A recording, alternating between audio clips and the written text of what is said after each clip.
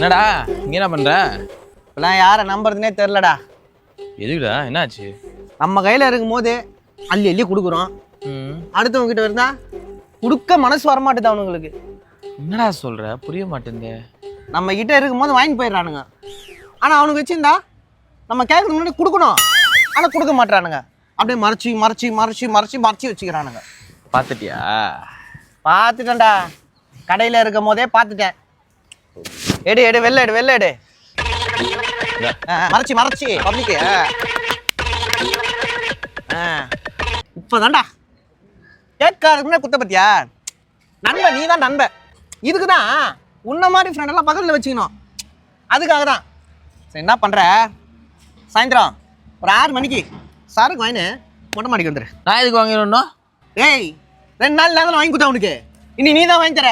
சனிக்கிழமை சரக்கு அடிக்கலான்னு கை கல்லாம் நடக்கும். வாங்கிட்டு மொட்டை மாடிக்கு வந்துடு. வரும்போது அப்படியே சிக்கன் வாங்கி வந்துடுறா.